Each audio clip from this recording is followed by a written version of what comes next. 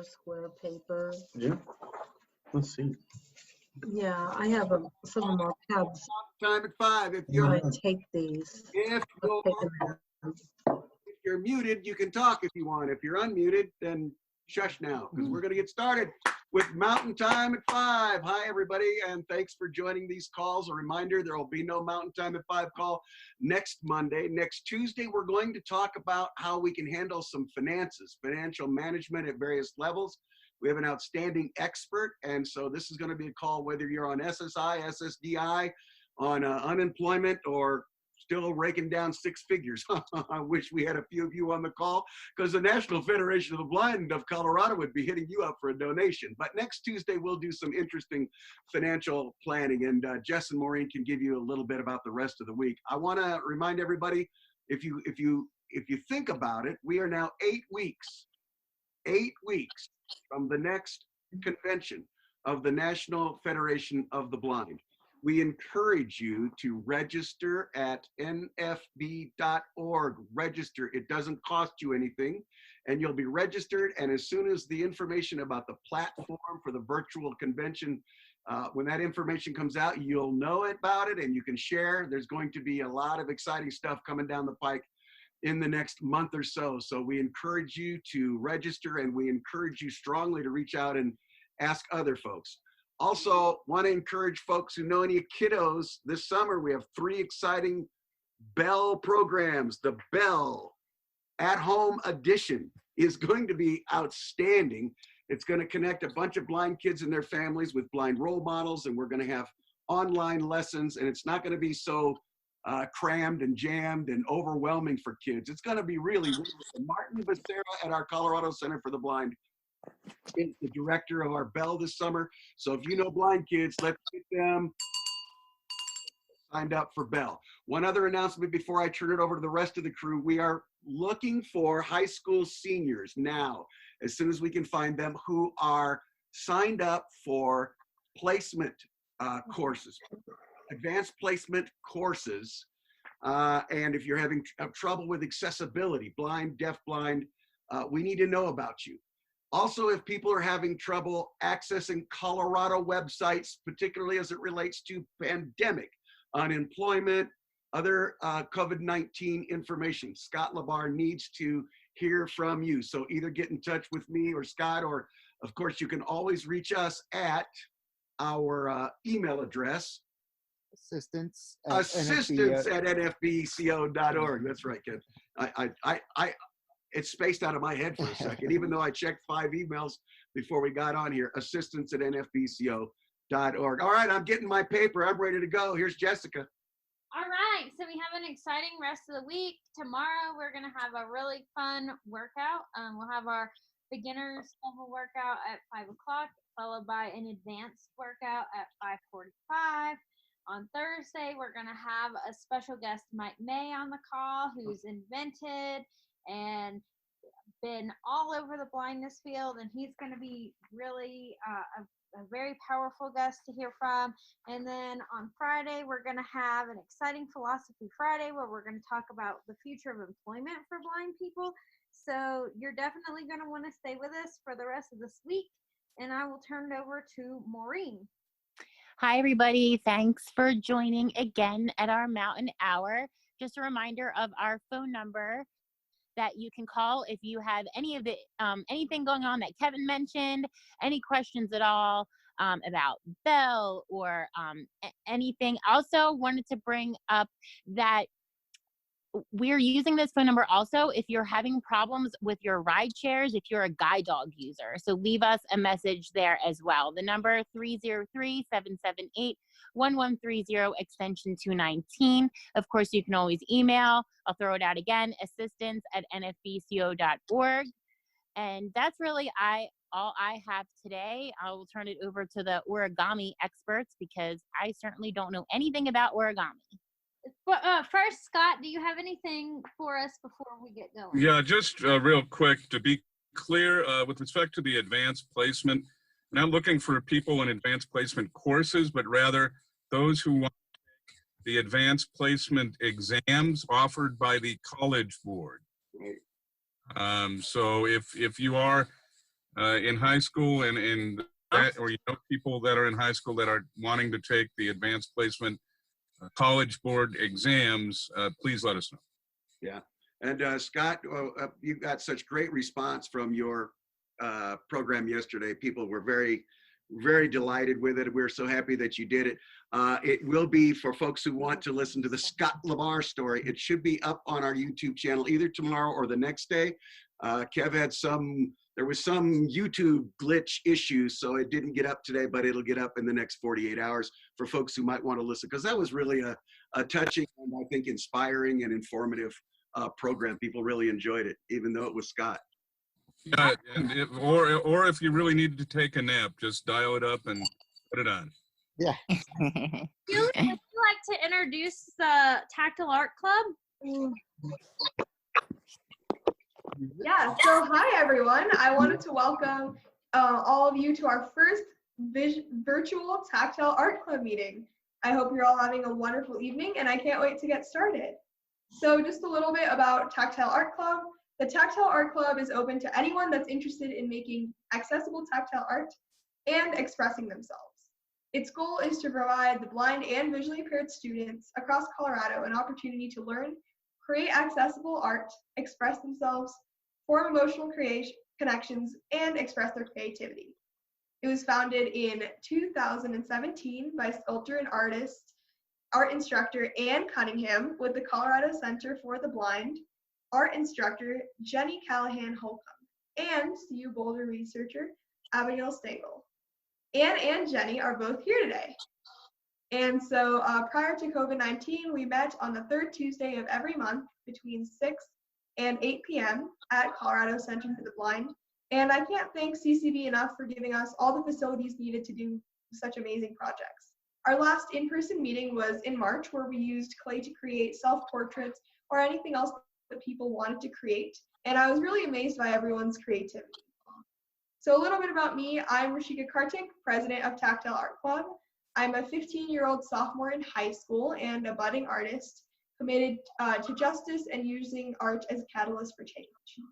My journey began with volunteer work at Anchor Center in 2018, and my commitment to make arts accessible has only deepened since then. The community has given me my vision, metaphorically speaking, and I'm really grateful to Julie, Dan, Brent, Martin, and everyone else at CCB, as well as all the TVIs from different districts that have supported this, the NFB of Colorado for facilitating the meeting, and CSDB.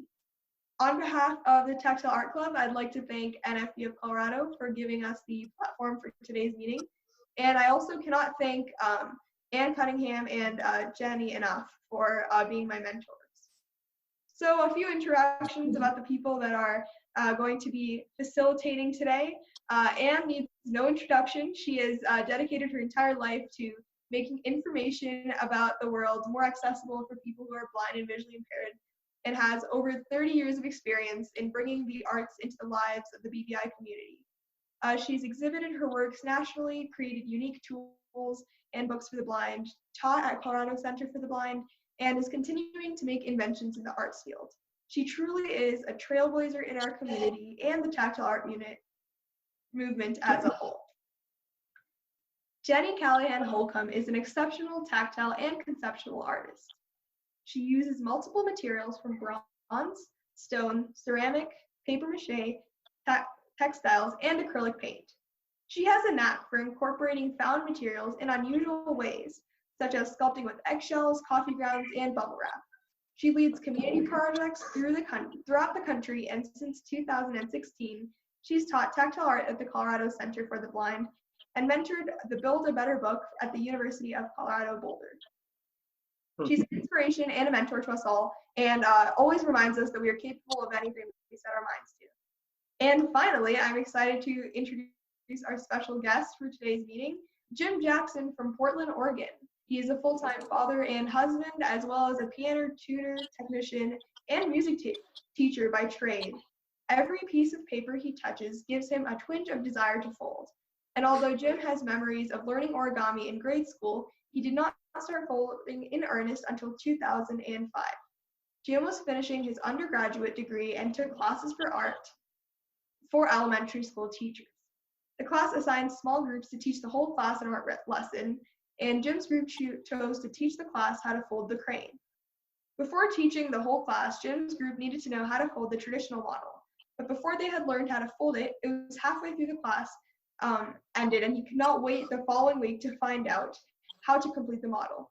Jim had been given a sheet of instructions in print, and he asked his sighted friends to help him interpret. But ultimately, Jim had to trial and error his way into finishing the model. The instruction sheet had different model on the backside using the same initial folds. And again, he had trouble with getting the instructions interpreted. Jim discovered that he could get to the point where two models diverged, and then he would explore in wonder the seemingly endless possibilities. Jim began enjoying the pursuit and realized many of his attempts were what he was aiming for, but were interesting in its own light. Jim's goal is to inspire a similar curiosity, joy, and an ability to follow one's imagination. Talking with Jim, there hasn't been a day in the last 15 years that he's not done some doodling with paper, and he hopes we all get the folding bug too. His talent is accompanied by his enthusiasm and spirits, and I'm so excited to have him with us today. I will now hand it over to Jim, jumping in every now and then with some occasional origami facts and jokes. All right, thank you so much, Rashika.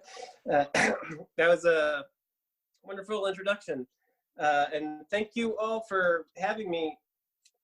I'm a little starstruck by all the bigwigs here tonight, so wow, thanks for coming out. Yeah, without further ado, let's get started. So I don't have a square, I have a rectangle. Everybody that has a square, you can follow along with the diagonal folds and we'll catch up to you. Let's start with taking our paper and learning how to turn it into a square. Okay, so first, square your paper to your body with a short side in front of you, close, and then again far away, and the long sides to the left and right. So what we have to make a square that has four sides the same length. So what we're going to do is we're going to take one of the corners and pull it across the paper to align with a long side across the way. And then and try to make the top edge become parallel with that long side. If we pinch the paper to hold it in place with the fold side hand, you can tap along the two layers of paper and feel if they are directly over one another. And if they are not, you can kind of play tag team with your hand to adjust the two so that they get precisely parallel. Man, if you read the little PDF or Word document we sent along with this, it was so beautifully said. I feel a little self-conscious trying to say it again. All right. Oh yeah, let's do that. So if that whole top edge is parallel, you can go the whole length of that long side. When you get to the pointy part, you can really adjust that, and if you get the beginning and end of that short side good, the middle will come around. And then I pinch those, when I feel like I got it pretty good, I pinch the two sides together, and then I pull across towards the fold and kind of do like like you're closing a Ziploc bag, just finding places along it to kind of invite the crease to fold together. And when I feel like I got it pretty much down the whole length, I give myself permission to let go of my pinch. And then I smooth out that folded edge so that it's one long fold instead of multiple creases. That is a beautiful fold. I was doing some practicing, and I found that I wanted to fill the silence, and but some of the folks that I was practicing with were like, I was saying too much, so they stopped listening to me and they stopped following. So I'm gonna try to hold my tongue, and if you have a question or you're not ready, raise your hand, and Rashika will call you. Help us get that problem solved. And just to reiterate, *6 is command to unmute and mute, and *9 is the command to raise and lower hand if you're calling it. This account, they have to raise their hand and you unmute them. Okay.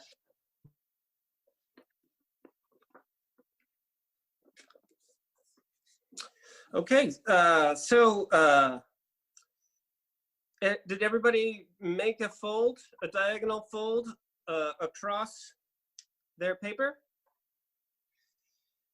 Let's undo the fold that we just did and go back to where it's laying flat. If you can feel that crease that you just made, and you could imagine if water were to fall on this paper, that it would collect in this little groove, that's a valley fold, okay? So if we flip this piece of paper over and you imagine water falling off and it hits the peak, it would fall off on either side, we call that a mountain fold. So these two names for different folds are the same piece of paper, it's just a different perspective of that piece of paper. And so that's a really good way that we can orient with each other. Okay, are we ready to go on? Okay, so let's label the corners on our paper. That first corner that we pulled across, if we call that A, and then the pointy part on the other corner that's furthest away from you is B.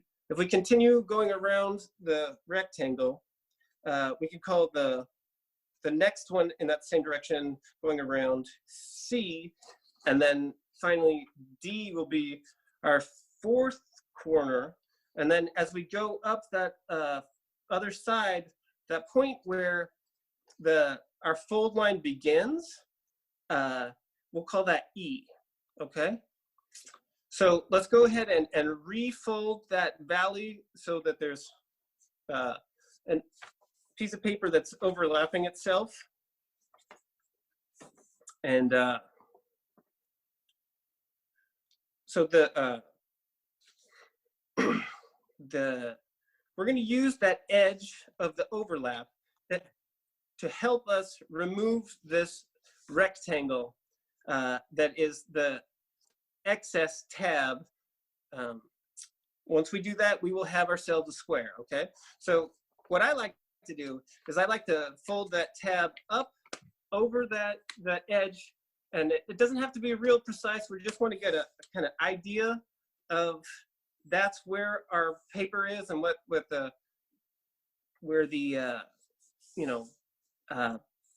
fold will be. But then we undo that valley and we fold it all the way around to the mountain, and then we can get really much more precise with being aligned to that overlapping edge, right? So that we'll have a perfect square. And you can use the side of your paper that has the other two parallel lines, and we'll have like 3 layers of paper that are parallel right there. Ooh, then it's just like triangulating. No, I'm sorry. I won't use it. Yeah.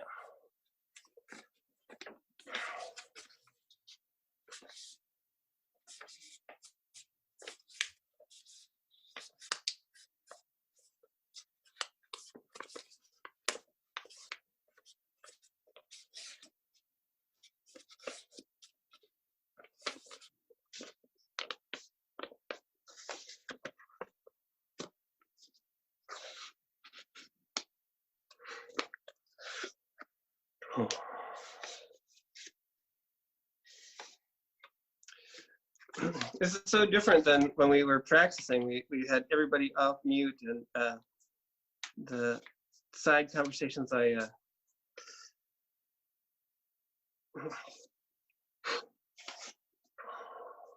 okay, so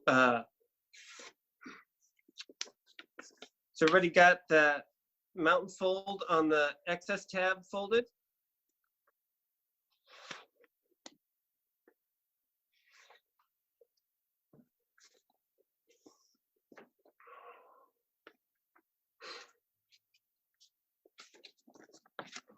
And just a quick thing, the reason why we use square for origami is that it has the greatest symmetry of any shape. So square has reflective symmetry from each of its 4 sides and from each of its 4 corners as well. And it also has rotational symmetry too, of 90 degrees, 180 degrees, and 270 degrees in each direction.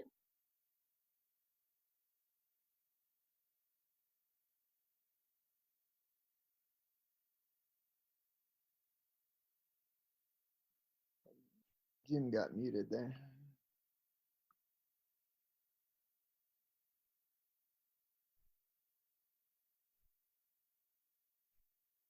Jim, looks like you are muted. Okay, there we go. All right, once we get that tab folded over, if you know, I score this paper with my fingernails. I really kind of drag them across from the center, back and forth. I give you want to make this the weakest part on your piece of paper. You can I lick my paper. Give it get it a little moist. I mean, if you don't like licking it, you can use some water or lick your hand and rub it against there. But if you rake your hands across with it wet, it helps a lot. Makes it the weakest part on there. And go, yeah, so reverse fold that a couple of times and just like put some stress on that little area there. And then when you're feel like you're good and ready, put it down on your tabletop, or I don't know, you can do it in the air, and then just kind of slowly pull from either side of that line, and voila, look at that. Ooh, I got a good one. I really love that. Like, I cannot cut with scissors in a straight line, but I can tear and I can be precise. And I feel really empowered with that idea that I don't need a tool to make that happen. My tool is the skill, and I can take that with me anywhere. So I like that. But now we have a square, and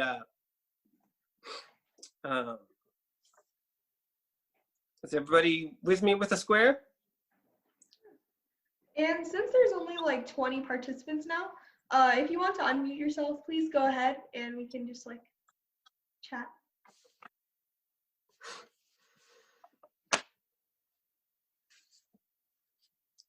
Okay. Jim, I have a question for you. Sure. What brand of coffee does the origami artist enjoy? I don't know. Tell me. Folgers. Oh. Oh, Goldier's nice. Yes. Okay.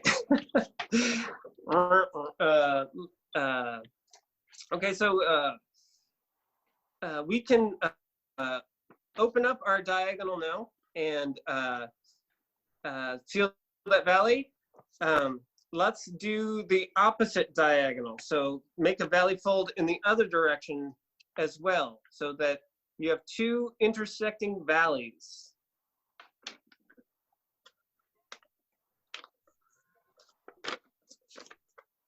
And if I'm going too slow, you can get another piece of paper and doodle while everybody's catching up. But yeah, don't hesitate to tell us to slow down. We did it. Oh, good. Yay. Oh yeah, sorry, I unmuted everyone. Hey, Jim, Yes, Julie. Julie. So this is a cool thing that I use to make cut paper straight is a letter opener. One of those with a razor blade thingy in it. Right.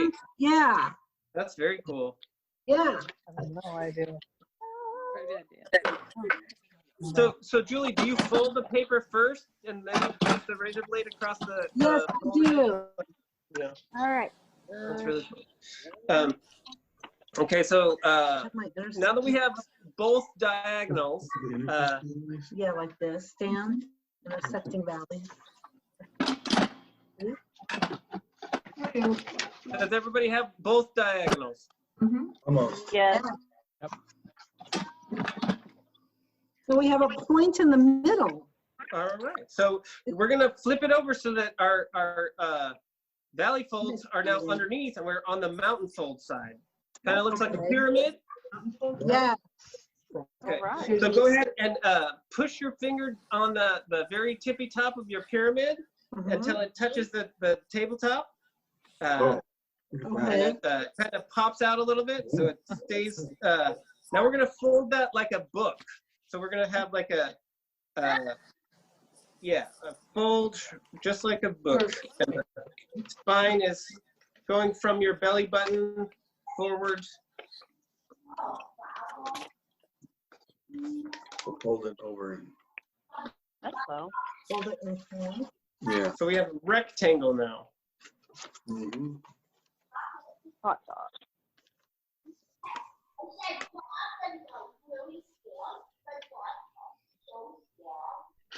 Okay. Now we're gonna open up our book. And now we're gonna make a fold that's perpendicular to the one that we just did.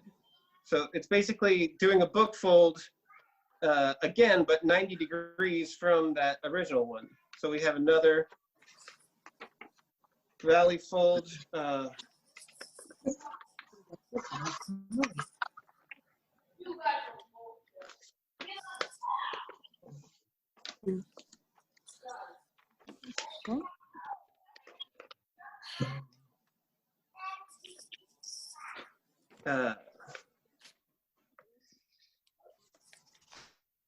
Never folds as a mountain fold. No, two mountain folds. Well, I got valley. Mountain Alternating fold. mountain and valley. Yeah, there you go. I Oh, like yeah, that. alternating. Mhm. So Yeah. this is actually one of the most, this is called the preliminary base, right? We have our diagonals. When we fold those, we get a triangle. But when we fold our orthogonals, we get rectangles. And if you have the alternating mountain, valley, you get the preliminary base. It is the launch off point for so many different things.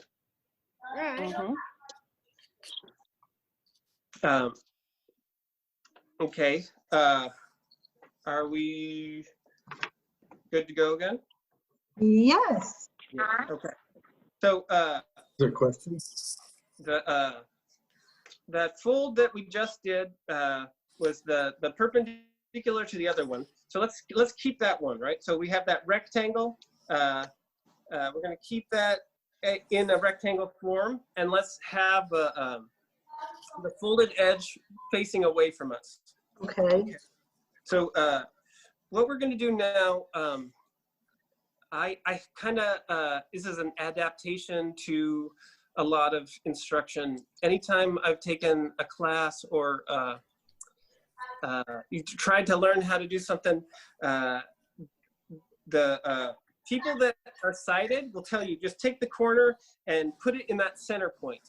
And I find that really difficult to take my corners and not have any references. So I do a lot of edge to edge folding, so that, you know, like when we first started, where we're taking that top edge and aligning it to the long edge, that I find that if I have multiple places to kind of check my work, I can get way more accurate than if I'm just going from a point to a point, you know? Oh, yeah. So this is just a Jim Jackson original way. And I hope it brings you joy, because it took me a long time to figure this out. With our paper with a folded edge pointing away from us, we're going to take kind of like we did before. We're going to take on this top layer, the overlapping paper. We're going to take a corner and pull it across and make that. Let's start with the left side. Take the left side and pull away from us and align that left edge to the top folded edge, so that corner that we pulled goes right there in the center of the folded edge. Mm-hmm. Yeah. Okay. Basically, what we want to do is we want to pull all four corners into that center point. So you start with the left side of the top layer, and let's do the right side of the top layer.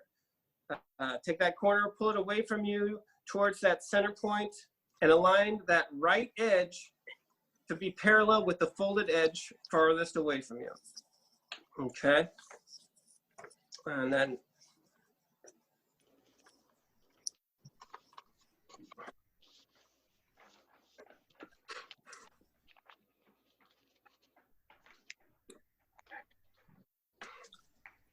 okay, so next we're gonna flip the paper over so that those points are now on the bottom, keeping the folded edge away from us. And now that the bottom layer is now the top layer, and we do it again. We're gonna take the left bottom corner, pull it away from you towards the center, and align that left edge to the folded edge in front of us.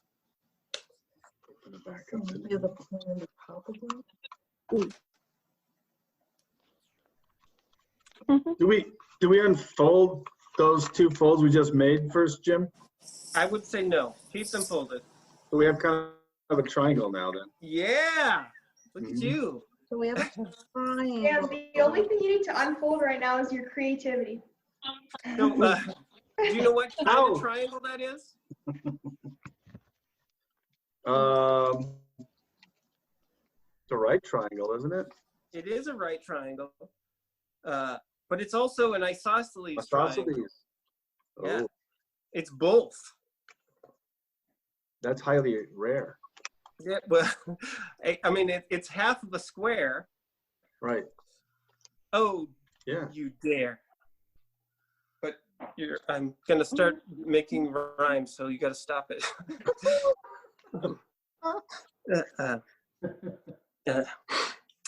Actually, so this, I don't know if I could go on some tangents. I'm going to hold my tongue.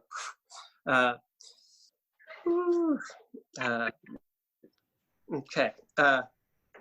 Okay, so now that we have, does everybody have their triangle?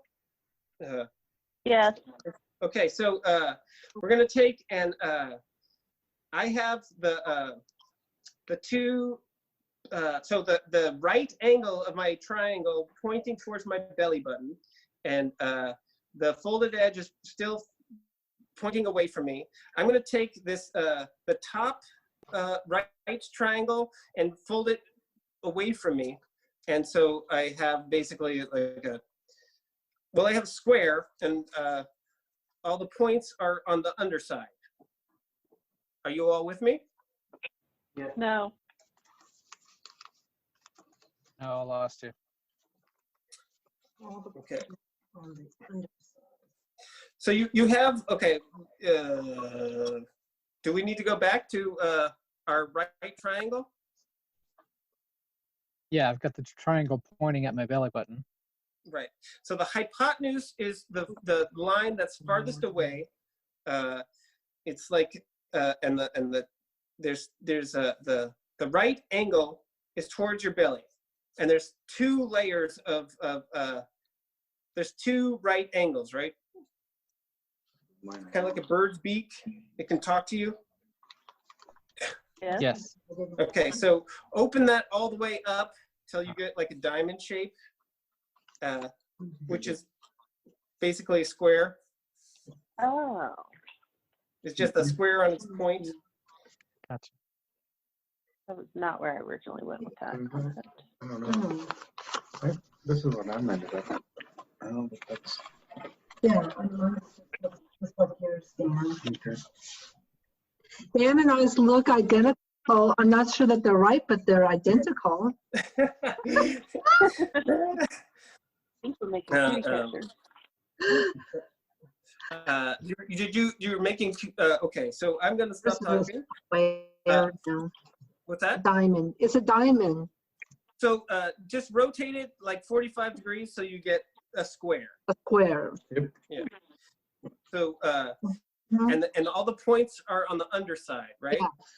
Okay. Yep. So now we're gonna fold this shape like a book, so that all the points are meeting on the spine of our book, right? Okay. Okay. Okay. Now we're gonna rotate this so that the spine is folded away from us. Okay. Spine is folded away. Yeah. So. Do we fold that like left to right or from the bottom up? So it doesn't matter. They're going to be the same either way. Okay, it's going to thank be a you. rectangle with all 4 points in the middle, right? Okay. Okay. So now we're going to make a fold where we take we have that folded edge that's the spine of our book facing away from us, and then we have like the 2 pages of our book, or maybe you could call it a calendar, whatever you want to call it. There's 2 pages. We're going to take that top page or that top layer, and we're going to pull that entire bottom folded edge and align that to the spine. Hold it back over itself, kind of. Yeah. Mm-hmm. We're folding it back.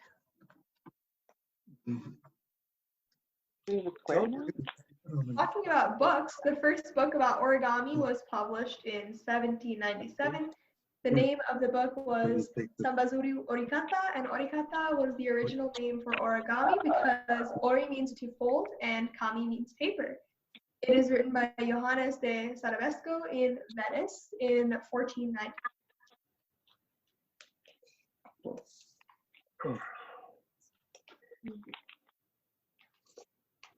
Okay, so like how Kurzweil says the brain is really good at recognizing patterns. This is we're just kind of repeat some of these patterns. We're gonna keep that folded edge away from us and flip it over so that second page is now on top, and we're gonna align that page to the spine that's further away from us.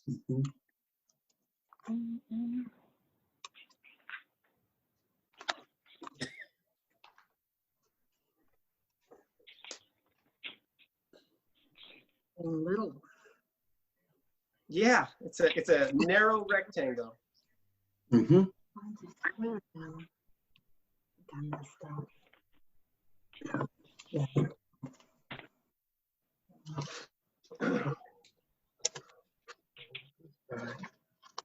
Okay. We have effectively we've divided that square into 4 equal rectangles. Now what we're going to do is we're going to open up our square back to with the points back to the underside, right? Right. And this time we're going to do the same thing, turn it into a book, but we're going to be perpendicular to the folds that we just did. Okay. So points down, make it in a book. And now our points are on the spine of our book. And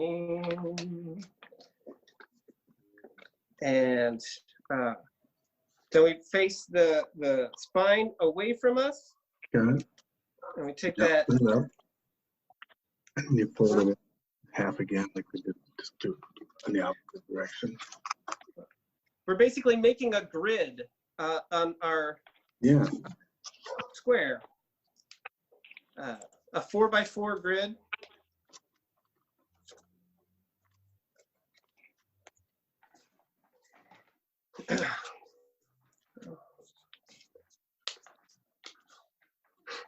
Okay, so I guess I should have told you what we were making.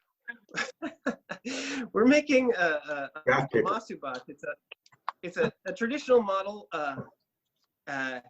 It's if you imagine a hollow cube, you can imagine like cutting that in half on a horizontal plane, and so you have like a square box that's half as tall as it is wide on any of the sides, and so we have turned our square, the points in the middle, into it's got a 4x4 grid of these squares. Our box is going to be 1 square high by 2 squares long. Okay.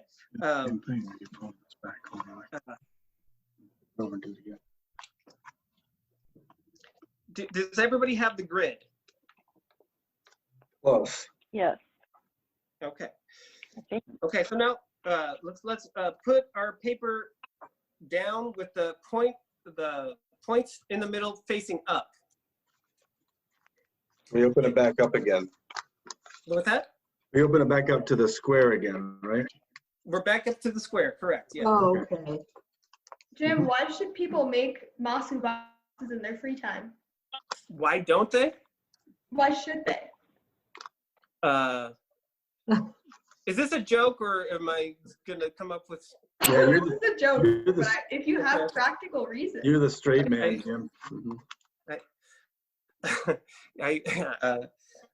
I get a lot of junk mail, and when I was a student at the Colorado Center, I couldn't handle the idea that this beautiful paper was going to be thrown away. So I tried to rescue it. Give it. I mean, I was going to say that they are Moss Super, but I would agree with you on the one that I did before, like the Masu box. I thought it was really nice for like just storing little things like earrings or something like that, or just like for decoration. I need a place for my earrings for sure. Yeah. Yeah, Dan. What was the joke though, Rashika? Oh, it was Moss Super. Moss Super. Yeah, because the Masu boxes are Moss Super. I really appreciate that you are able to invent jokes. I mean, as horrible as that was, I think that the fact that you were brave enough to say it, one, and two.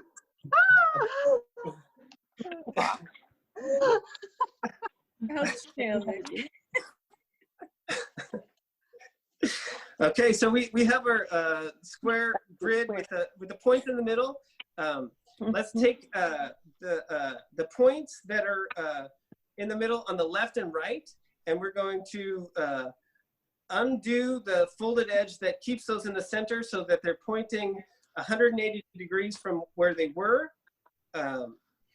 So we have a hexagon with a folded edge on top, and then a point on the left and a point on the right.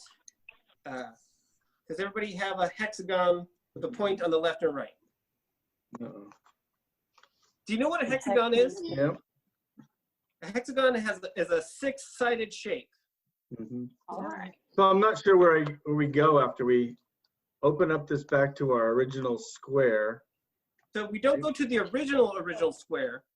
We open it up to where the 4 points are meeting in the center. Okay. Okay. Okay, got my hexagon. Was that Dan? Yeah. So are you back with this? I don't see my 4 points in the center, but yeah, maybe we folded this wrong. So you have a square. Yeah. With we did. We must have folded it wrong. yeah, I think we messed up. We folded it wrong somewhere, Jim. So this is okay. Tell me, what's that? It's okay. Yeah, we made graph paper. That's what we did. So did you when you had your we did our original book fold, right? Where you just have 2 layers of paper, and you folded your corners to that center point, right? And you made you had a regular equal. No, what am I saying? You had a right triangle, right? Yeah. Yes. Yeah. And how many layers is that right triangle? 4. 4. Okay, so you were right. If you have that right, all you have to do is swing the beak of that bird shape, and all the 4 corners are meeting in the center on the underside of the diamond. Remember, you turn it just slightly, and it turns into a square. Yeah. Okay, so I guess I'm confused on is the notion of where all the points meet. I kind of have 2 points that meet at the top of this diamond, where there's another point there, but I don't. So those are the only points I have. Are you confusing points with edges? Corner? Corners are what I'm calling like the corners of your original square should be meeting in the center. Yeah, we're not of it. Well. Keep on going. Everybody else has it. We'll figure it out. Keep on going, Jim. We're good. Okay, so if you have your, I'm just going to try to catch back up. We have our points meeting in the center of our square. We have our,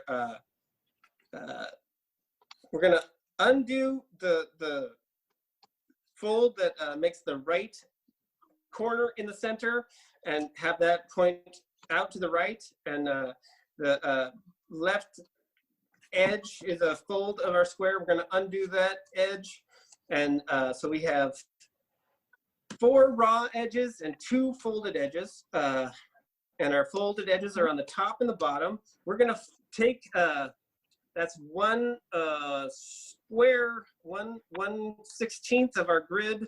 Gosh, that's too much information. We're going to take the folded edges on the top and bottom and bring them to the center. We're going to pivot from there's a parallel line just below that folded edge on the top, and then a folded line just above the folded edge on the bottom. We're going to pivot that and collapse those valley folds so that the 2 folded edges meet in the center. Got it. Okay. So we have kind of a much more narrow hexagon. Yeah. Okay, we're almost there. We're like home run stretch. I don't know if I said that right. So we have a new folded edge on the top and a new folded edge on the bottom, and we have 2 folded edges meeting in the center. These 2. Okay, so okay. I've been. On the side. We have a number. What's that? Jim, when I was doing this last night, I got confused here, and this evening it was so easy for me. But one of the things that I understood between last night and tonight is that that folded edge on the top and the bottom are going to become the sides of our box, right? Yes, correct. Yeah, so they don't stay down. They're going to come up like the sides of a box. I haven't gotten to that step yet. Sorry. Sorry. Sorry. No. Yeah, I'm definitely. I appreciate the. I really like hearing your process, and yeah,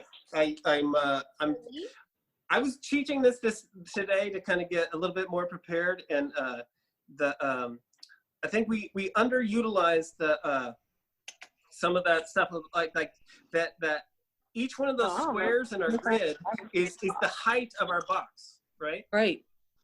And so if you feel say, let's start on the right side, and you feel that corner, the very furthest part of your hexagon on the right side, as you move towards the left, you'll feel a folded line that's perpendicular to your motion, your direction, right? So kind of like when you're crossing a street, you're listening for the near side parallel, as Eric Woods would say. So, and then as you keep going to the left, you feel another a perpendicular fold line. And as you continue left, that third perpendicular fold line is our pivot point to what we're going to do is we're going to try to get those two folded edges that meet in the center to kind of split open, because I'm going to tuck my hand underneath the right side of my paper, and right at that third fold line that's perpendicular, I'm going to pivot from my tabletop to start to bring it vertical. And as I bring that vertical, the top and bottom spread open, and kind of like a suspension bridge, or what are those called? I don't know, toll bridges where boats go under. And then the corner that's I'm moving vertical from the right. When it comes vertical, I create the third wall, and then I just kind of encourage it to come around and fold down into the box. And as I do that, I have three of my original corners meeting in the center again. And if I do the same thing with the left side, I find the third perpendicular fold line and pivot from that point. My fourth side of the box is created, and I can just fold the excess paper over the top of that fourth wall, and voila, I got 4 points meeting in the center. It's so beautiful. How you doing, Dan? Are you seeing it at all? No, I'm lost, but I'll have to call you up. Then I'm starting over again. I started over. Awesome. I made an error somewhere. Practice is good. Yeah, the journey of 1,000 steps is one at a time, and you just sooner or later you're good. Yep.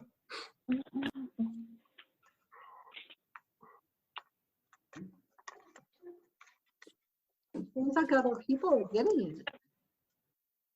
Matt, is Matt still here? Yes.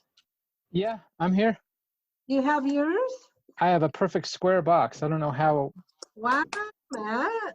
I don't know how anything got 6-sided, but I have a 4-sided box. Good. Well, so So cool. I can show you how to make a 6-sided box. I was thinking more the 2-dimensional hexagon was the preliminary shape before we started making it 3-dimensional. I never felt it being a hexagon. What's that? I never felt it being a hexagon. I almost got an octagon, and then I went backwards because that was wrong. Who's laughing at me? Julie. Dang it, Julie.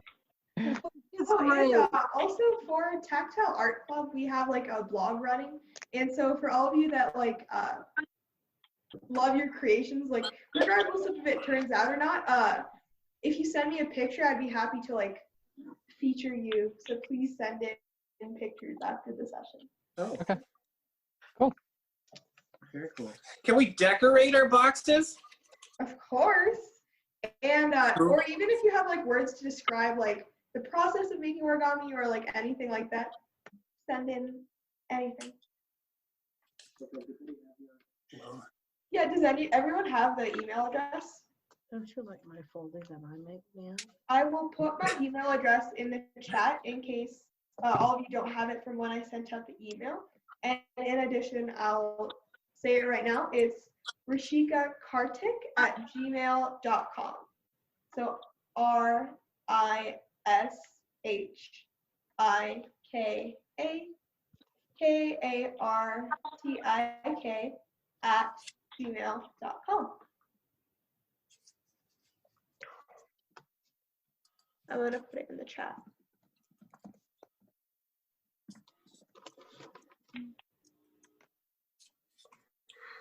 And for people like Matt who are done, metaphorically speaking, we want to not actually. think outside the box. So on the outside of your box, if you want, write one like dream you have or like something that you've always liked to do. And it's just kind of like saying that nothing, like all the dreams that you have are possible. Huh. Right. It's like Pandora's box. The thing that was left was hope. So we can still have that eternal energy to be a match to the decay. What is it called? Entropy. Yeah, hope is the match to entropy. Nice.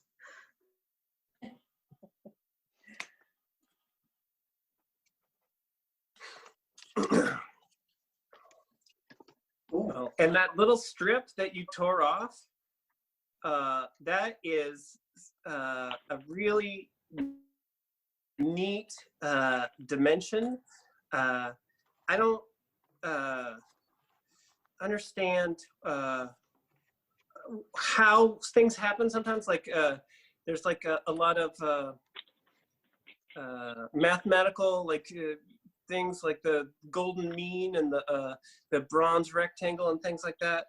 But that 2.5 by 8.5 inch strip that we took off, I have just I folded it into an equilateral triangle, and I am just really intrigued with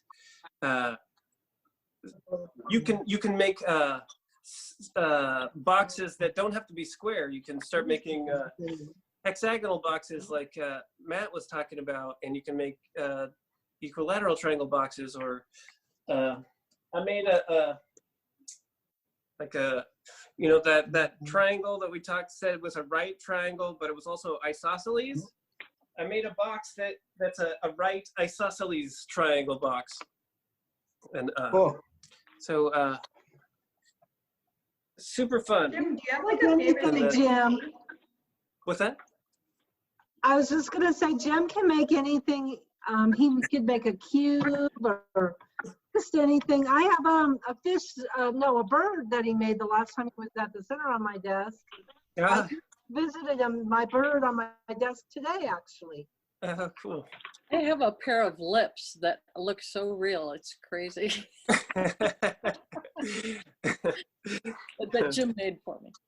I was just asking, Jim, do you have like a favorite thing that you've made or like something that you love making in origami?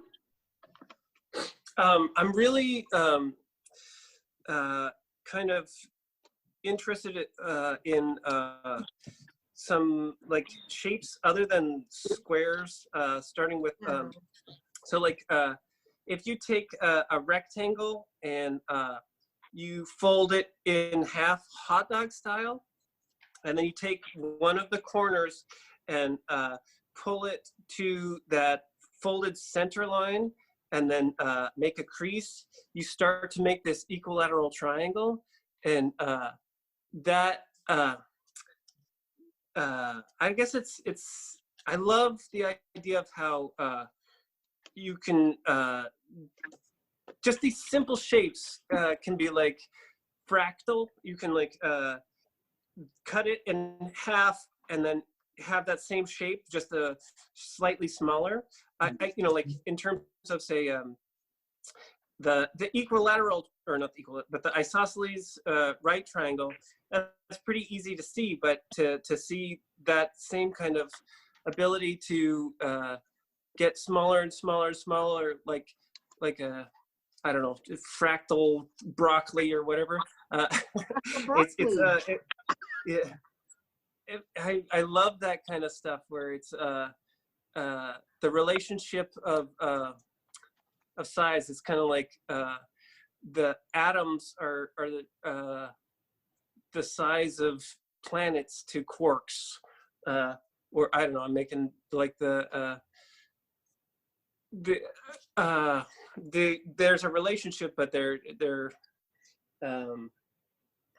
the same, but they're different sizes. I don't know. I'm trying to say something that seems really profound to me, but I'm not able to express it.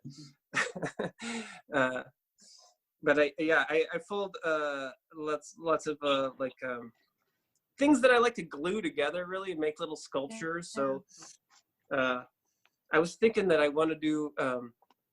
My son really likes bowling and what are they called? Dominoes. So I'm not real good at making sure that the dominoes are the right distance apart. And when I try to go get more, sometimes I knock them over. So I have this idea of like taking some paper and drilling a hole through the paper and having like a little support thing, so that you have I've seen a toy where you have like these like dominoes that you can just they sit in a tray. They have one side that is on this little pivot point, and so you knock them over and then you just pick the whole thing up, turn it upside down, and voila, they're all set up again. So I was thinking about building one of those. I haven't yet really done a whole lot, but I have all these ideas about like Rube Goldberg machines, where you can kind of use kinetic energy to kind of manipulate different parts. You know, so like I was thinking like I don't know, with rolling a paper into a dowel and then inserting it and trying to make maybe you know, I make those like little ninja stars. If you make like a ninja star, it could be like a crank, and then you could take a I don't know, make like a paper chain and have a way to like a spindle that you can kind of crank the thing and manipulate a pulley system or something like that. But I do a lot of just well, right now what I'm trying to do is organize my paper supply. Hey, Jim, yeah. Some of this stuff, do you create, or do you find patterns to make, or do you create things when you fold a little of both. I mean, I definitely find that there's it's hard to find how to do new models. So I'm part of an origami club, and when we were able to leave the house, I would go to that on the first Sunday of the month, and you know, I went to this origami convention here in Portland, and there was just, you know, just by being able to touch some of the stuff, you really get an idea of different things. And there was this like a dodecahedron that I felt, and that I kind of just, there was a guy there who was kind of one of the hosts at the convention. He took it apart and me one of the so pieces. nice. So he said, okay, so this is one unit that you have to build like 30 of these, and then you can build that. And I was like, cool. And I spent some time, and I figured out how to make that model from him showing me that. Oh wow. Yeah. But yeah, with like in Rishka's introduction, I spent a lot of time just trying and to make this thing that they had started to show us, and I couldn't figure it out. But just really thinking, you know what, maybe I definitely have a desire to get to a place, but I was really curious about, oh wow, what happens if I fold this line here, and then I take that and I extrapolate that in like all the different potential angles that would be similar to that, and then so I ended up making a lot of different things that I don't know if they were official, like somebody else has already written it down and copyrighted it or whatever, but like I was making stuff up that I was like, that's pretty cool. I like that. And it made it so that gave me permission just to go ahead and try and not have to worry about whether I actually got there or not, because something I was getting, I was benefiting just from the process. Yeah, yeah. So cool. So important. Thank you for coming, and thank you for sharing your story. And Thank you. Thanks, Jim. That was and fun. thank you for all of you who came and participated with us. I appreciate it. Like I see Ava, I appreciate you like commenting out here. I appreciate Anne, Matt, again, all of you, Jessica for giving me the opportunity, Dan and Julie, everyone here, I appreciate you so much. And Thanks, we Rashika. appreciate you. Oh, yeah. Yeah, Rashika, thank you for all of your great work, and you're just doing such a great